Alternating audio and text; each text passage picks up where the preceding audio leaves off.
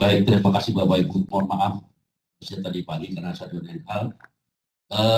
Kami sebetulnya akan menyampaikan terkait dengan program pembentukan dan penguatan riset. Ya, cepat aja Mas, lanjut aja Mas. Nah, ini dasar yang melatar belakangi kami membentuk riset. Ada Perpres nomor 28 tentang BSSN, tentang SPBE, kemudian RPJMD tahun 2020, kemudian surat dari Deputi terkait dengan kegiatan pada hari ini. Lanjut. Nah, ini major project yang diamanatkan oleh Bappenas kepada BSSN untuk membentuk 121 riset dalam kurun waktu 1 renstra 2020 dan 2024. Dan kami petakan per tahunnya Bapak Ibu sekalian. Ya. Jadi ini mohon dukungan dari Bapak Ibu. Bapak Ibu bagian dari stakeholder sektor pemerintah. Ada 87 stakeholder termasuk Bapak Ibu yang ada pagi hari ini. Lanjut. Nah, ini progres kami sampai dengan tahun 2021 sudah melakukan 5 kementerian yang sudah kami launchingkan, yaitu Kementerian Setnek, Kemenlu, Kementerian Keuangan, Kemendikbud, dan KSP. 2021 kami punya target 25 mestinya itu. Sampai hari ini baru launching sekitar 13, yaitu BSSN, BSN, DPD, Batan, BPPT, Kementerian ESDM, Kementerian Perhubungan, Ombudsman, LIPI, Kementerian Kominfo, 8 PPATK, dan baru kemarin Kementerian Perdagangan. Ya, jadi kami masih ada sekitar 11 lagi yang harus kami launchingkan. 2022 juga sudah kami targetkan 25, 2023 ada sekitar 31, ya, 2023. Tapi untuk 2022 dan 2024 itu masih boleh kami rilis ya. Nanti kami akan melihat hasil TMPI semuanya KL gitu kan Pak ya. Nah, ini masih bisa berubah lah Pak ya. Nah, harapan kami Renstra terbentuk CISET itu di 2023 selesai. 2024 target organisasi baru kami mendapatkan tambahan 10 stakeholder yang masuk ke dalam sektor pemerintah. Nah, ini untuk target kami di tahun 2024. Oke, lanjut Mas. Nah, ini yang kami lakukan asistensi pada Sabtu Minggu ini ada 31 ditambah Bais TNI kemarin, ini hari terakhir. Oke, lanjut. Nah, dalam konteks pembentukan CISET, tentunya tidak serta-merta kami launching, tidak. Ada proses tahapan yang kami lalui. Pada hari ini, Bapak Ibu telah mendapatkan materi tentang asistensi pembentukan CISET oleh Bapak Saluddin tadi. Ya, itu kemudian setelah nanti masuk nominasi untuk launching, kami juga akan membahas terkait dengan persiapannya Bapak Ibu sekalian. Ya, bagaimana kita merumuskan visi dan misinya, struktur organisasi CISET, identifikasi layanan, kebutuhan SDM, tool atau perangkat yang dibutuhkan, kemudian apa saja kebijakan yang harus dipenuhi, dan tentunya bagaimana apa saja terkait dengan penyusunan program kerja dan anggarannya. Setelah itu baru masa tahap penerapan, nanti ada pengangkatan tim pengelola CISET-nya dalam bentuk surat penetapan keputusan dari pimpinan. Syukur menteri, kalau tidak sekjen juga tidak apa-apa. Kemudian penggunaan perangkat tools seperti website-nya gitu kan. Mana Mas? Ya, ini kan untuk perangkat itu ada website, perangkat komunikasinya, sistem tiketingnya, sistem monitoringnya, dan untuk respon insiden. Kemudian SOP-nya seperti SOP pelaporan insiden, SOP penanganan insiden, dan NOSP penyimpanan log dan lain-lain. Kemudian dideklarasikan, jadi sudah Pak menyampaikan pada umum menggunakan RFC 2350. Ya.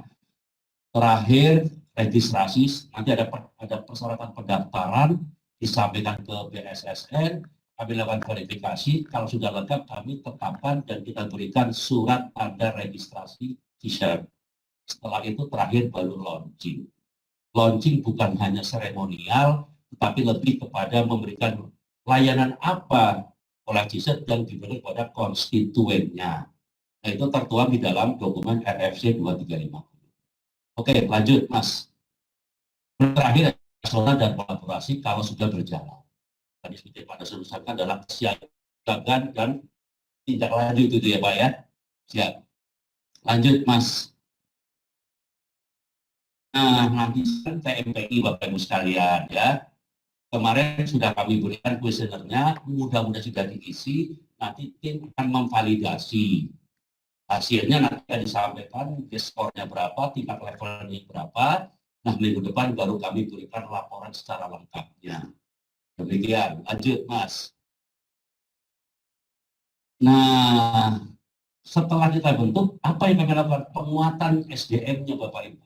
Ya, ada pelatihan dan sertifikasi, ada workshop, ada pelatihan kesiapsiagaan, pertemuan tahunan CISET, FGD, dan sebagainya. Lanjut.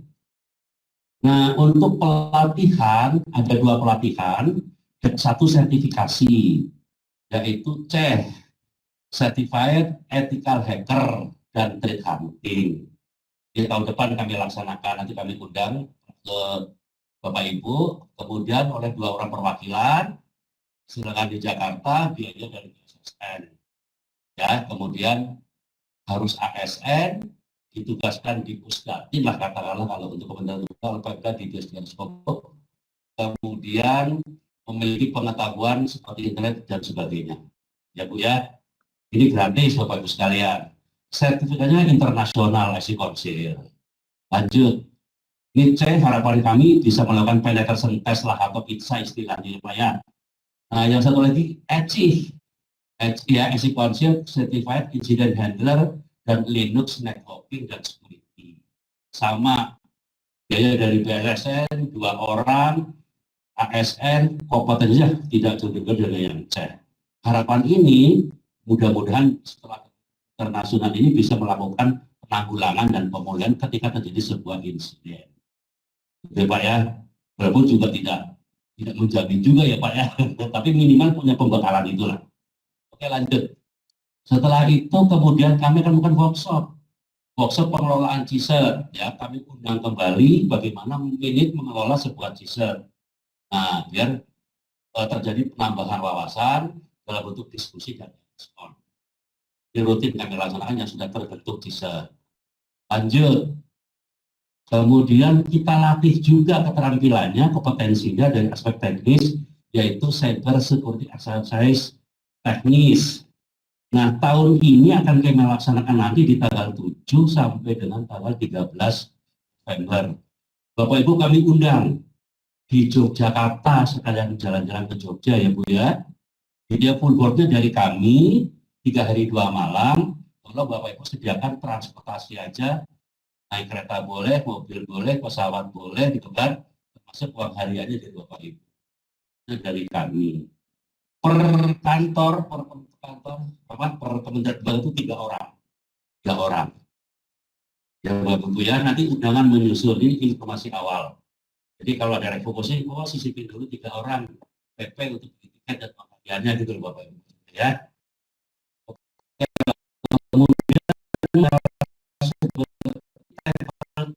untuk para pimpinan eselon 2 dan 3 lah. Tapi karena kondisinya pandemi COVID itu percepatan, sementara kami refocusing Bapak Ibu. Ya sama ya Bu ya, itu refocusing juga kan. Nah tahun depan tapi sudah kami anggarkan kembali. Oke lanjut. Setelah itu pertemuan tahunan ini nanti kita kumpulkan semua CISET, baik pemerintah, sektor IKN, biar saling kolaborasi, saling tukar pikiran biar bersama. Tahun ini ya lagi mohon maaf fungsinya ada tapi refocusing. Ya akhirnya ya tahun depan mudah-mudahan kondisi pandemi sudah membaik, kondisi yang normal, nah kita bisa ketemu lagi dalam acara ini. Termasuk FGD juga seperti itu. Oke lanjut, itu aja barangkali ya. Nah itu Bu informasi dari kami Bu ya. Yang akan segera kami laksanakan adalah cyber drill, tolong sediakan anggaran, perjalanan dinasnya dengan uang daerahnya, sana urusan dari BSSN. Oke, terima kasih Mas Kufal.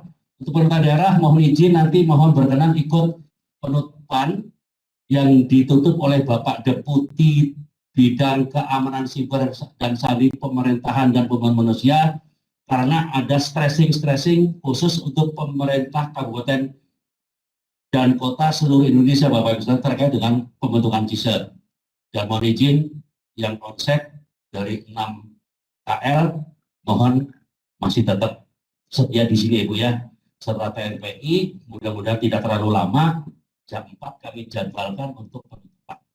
Terima kasih. Wassalamualaikum warahmatullahi wabarakatuh.